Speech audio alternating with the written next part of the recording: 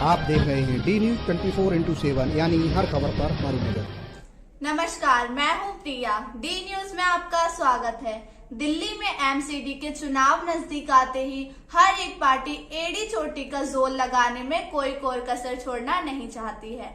इस बार एक और पार्टी भी मैदान में है जिसका नाम है आजाद समाज पार्टी यानी भीम आर्मी।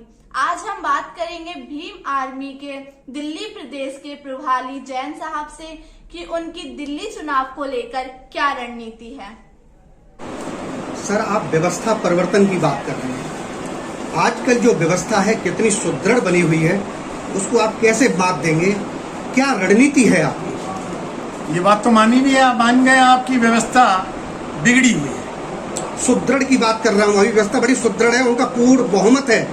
बहुमत को देखिए, जब जनता की आवाज उठती है, जब जनता की पीड़ा की चीख उठती है, तो उसमें अच्छे ध्वस्त हो जाते हैं। आज जिस प्रकार आजाद समाज पार्टी ने एक अलग जलाई है कि बहुजन समाज के प्रति जो 85% है, चाहे उसमें एससी हो, एसटी हो, ओबीसी हो। आज देखिए, ओबीसी ने नारा लगाया है कि जाति जनगणना आज से पहले ऐसी नहीं हुई थी।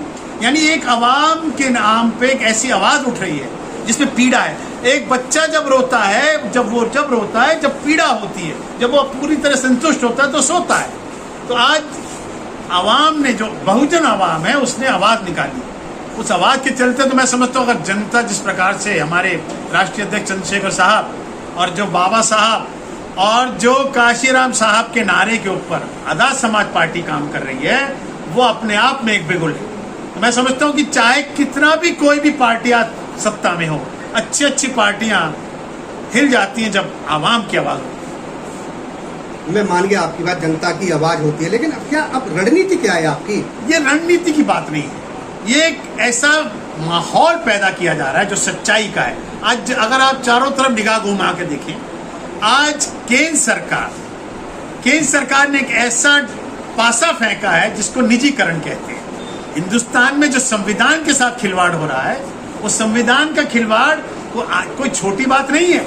उस संविधान के खिलवाड़ में कौन पिस रहा है? बहुजन पिस रहा है। जो स्वर्ण जातियां हैं वो मौज कर रही है, राज कर रही है, 75 साल से राज करती आई है। और ये जो बहुजन समाज है, 100 साल से शोषित हुआ है। अब ऐसा एक मौका आया है, क्योंकि वजह यह है कि शोषण जब होता है, जब किसी भी परिस्थिति का, जब उसका संविधान हिलता है। आप अपने घर को देख लो, आप अपने स्कूल को देख लो, जब देश की बात आती है तो सारा देश का बहुजन इसमें पिसता है। मेरे कहने का मतलब ये है, जैसे आज आपकी मीटिंग हुई और संगठन की बात हुई, मेरा सिद्धांत कहने का सिर्फ एक ही है कि जो रणनीति आप बना रहे हैं, कैसे हासिल करेंगे सत्ता को, वो रणनीति की बात कर रहे हैं। हमारी जो रणनीति सत्ता हासिल, क्योंकि ऑलरेडी दिल्ली में भी जहां आप संगठन की बात कर रहे हैं, आम आदमी पार्टी का भी संगठन बहुत मजबूत है, जहां आप काम कर चुके हो और आप कह रहे हो कि हमने जो आम आदमी पार्टी है वो हमारी बदौलत, यानी आपके जो कार्यकर्ता थे उनकी बदौलत आज यहाँ तक पहुंची है। तो उनको पछाड़ने के लिए क्या रणनीति है? मेरे कहने का मतलब ये है सर, उनको पछाड़ने की केवल एक रणनीति है कि हमारा जो संगठन है, हमारी जो नीति है वो बहुजन की है। हमारी नीति है कि जो कार्यकर्ता हमारे साथ जुड़ा है वो पीड़ित है। असल में आम आदमी पार्टी ने जब दिल्ली में अपना परचम लहराया था, उस वक्त जो आवाज लगाई थी, उन्होंने आवाज लगाई थी कि हम एक व्यवस्था परिवर्तन करने आए हैं, सत्ता परिवर्तन करने नहीं आए। लेकिन वास्तव में जैसे जैसे समय बदला तो व्यवस्था परिवर्तन तो नहीं हुई। तो जितने कांग्रेस के और भारतीय जनता पार्टी के लोग आज आम आदमी पार्टी में चले गए। शर्म की बात यह है कि जिन लोगों के लिए आम आदमी पार्टी ने उनके पुतले जलाए, वो आज सत्ता में आम आदमी पार्टी के, तो वो जो बात कही थी आम आदमी पार्टी ने, वो ध्वस्त हो गई। इसीलिए आजाद समाज पार्टी जिस प्रकार काम करने आई है, उनका एक ही नारा है कि हमें बहुजन के लिए काम करना है।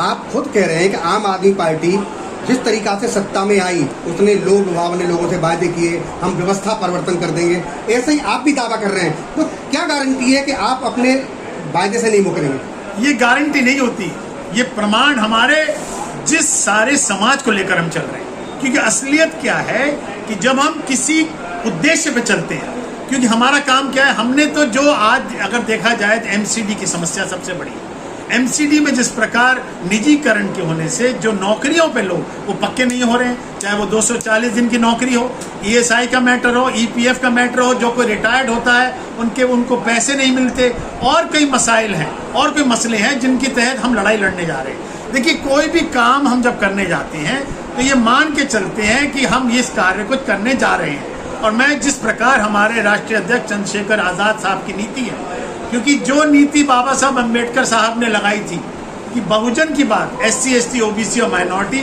हम समझते हैं कि हम उस पर पूरी तरह खरे उतरेंगे और हम सत्ता परिवर्तन की बात नहीं कर रहे, हम व्यवस्था परिवर्तन की बात कर रहे हैं। चलिए, दिल्ली की जो आपकी कोर कमेटी है, दिल्ली की जो आपका संगठन है, दिल्ली के जो कार्यकर्ता हैं, उनको आप क्या संदेश देना चाहेंगे?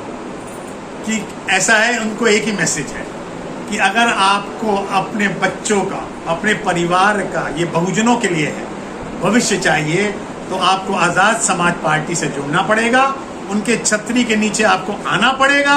अगर आपको सच्चाई के साथ चलना है और अगर आपको अपने चारों तरफ खुशहाली देखनी है, तो आज़ाद समाज पार्टी के साथ जुड़ना पड़ेगा, चंद्रशेखर आज़ाद जी के साथ, और बाबा साहब अम्बेडकर और काशीराम जी का जो नारा था उसको आगे बढ़ाना।